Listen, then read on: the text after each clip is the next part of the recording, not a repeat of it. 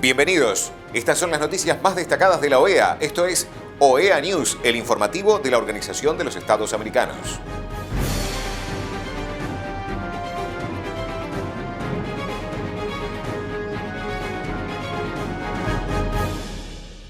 Es momento de compartir los títulos de las noticias más importantes que vamos a estar brindando a ustedes. En la Asamblea General de la OEA, los países miembros renuevan el compromiso con el pueblo de Nicaragua. Evento: la seguridad hemisférica frente a riesgos biológicos y amenazas de proliferación. SIM, OEA y SICTE participan en el Cybersecurity Summer Bootcamp 2026 de INCIBE, reunión del Comité Interamericano para la Reducción de los Desastres Naturales sobre la situación en Venezuela. El secretario general de la OEA, Albert Ramdin, dijo que uno de los mensajes de la Asamblea General de la OEA fue el compromiso renovado con el pueblo de Nicaragua mediante la adopción de una resolución que reafirma los principios de la Carta Democrática e Interamericana y la protección de los derechos humanos. Asimismo, se reiteró apoyo a las aspiraciones democráticas de los pueblos de Cuba y Venezuela. La OEA continuará junto a quienes buscan la libertad, la democracia y el respeto a los derechos fundamentales, expresó Ramdin. Evento: la seguridad hemisférica frente a riesgos biológicos y amenazas de proliferación. Hay riesgos que se esconden en los detalles, que nadie identifica hasta que ya es tarde. Los riesgos biológicos son con frecuencia de ese tipo. Suelen comenzar con vulnerabilidades que no fueron identificadas a tiempo. Y en un mundo donde todo está conectado, los riesgos biológicos también forman parte de los desafíos de seguridad nacional e internacional.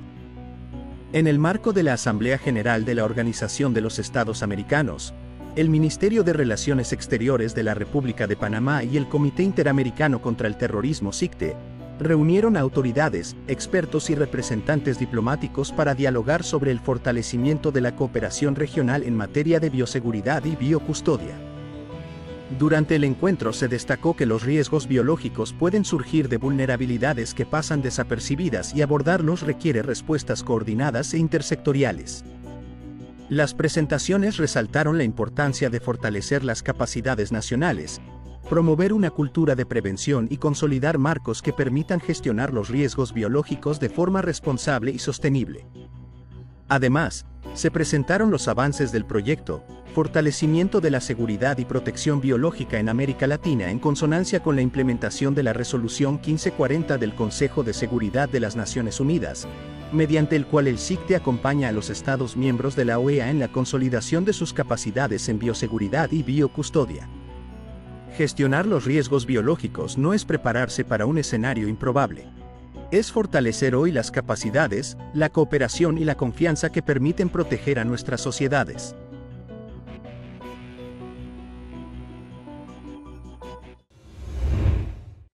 En León, España, la Comisión Interamericana de Mujeres, junto con SICTE, participan en el Cybersecurity Summer Bootcamp 2026 de INCIBE, para destacar que la ciberseguridad también es una cuestión de igualdad y de derechos humanos. La ministra de la Mujer de Paraguay y vicepresidenta del Comité Directivo de la CIM, Alicia Pomata, compartió el espacio con la secretaria ejecutiva de la CIM, Alejandra Mora Mora, y con la embajadora Carmen Montón, representante permanente de la misión observadora de España ante la OEA. El mundo digital no puede reproducir las desigualdades del mundo físico. La ciberseguridad debe desplazar el foco de las tecnologías hacia las personas. En el ecosistema digital, las mujeres deben participar plenamente, innovar, diseñar tecnologías y contribuir a su gobernanza, sostuvieron las autoridades. El secretario general de la OEA, Albert Ramdin, participó de la reunión del Comité Interamericano para la Reducción de los Desastres Naturales sobre la situación en Venezuela.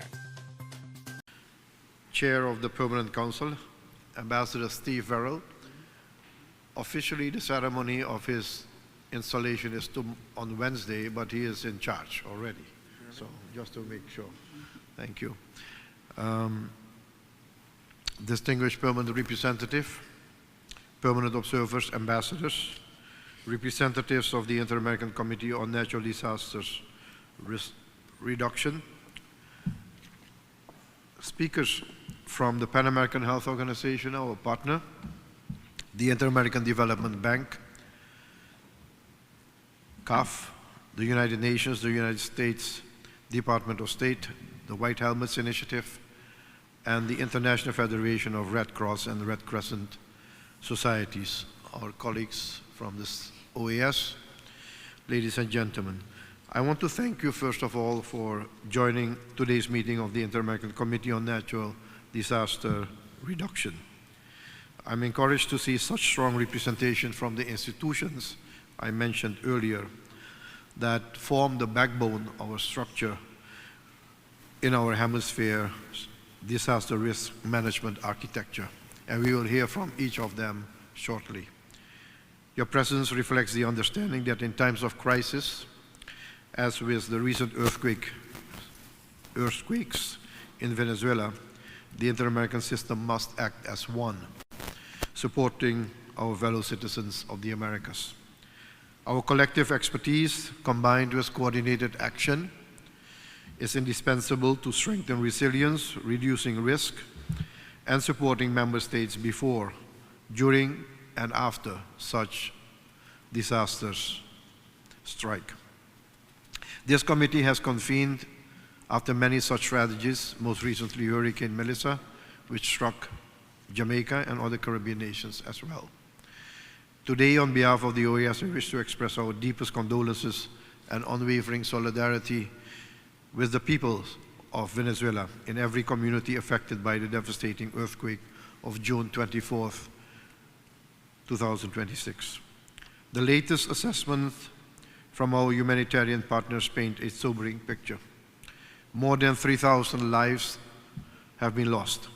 Over 11,000 people have been injured, and more than 15,000 have been displaced from their homes. This is, of course, not a static figure. It develops over time. Those figures, which will evolve as search, rescue, and recovery operations continue, and there is every indication that the human toll may rise further. The destruction of critical infrastructure has been equally profound in Venezuela. In La Guaira alone, nearly 60,000 buildings have been destroyed.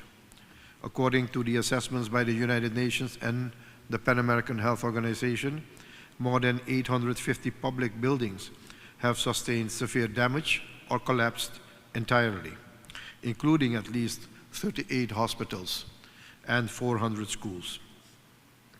Preliminary estimates place total economic losses at more than US $10 billion. But beyond any technical assessment, we have all seen the images: families broken apart, neighbors digging through rubble with their own hands to reach the trapped. The suffering and the resilience of the Venezuelan people must move us to act with resolve, so that this is not just another meeting, but a turning point in how we respond to crises in the Organization of American States. For that reason, I commend our Executive Secretariat for Integral Development for its work to review and reform how the IACNDR operates.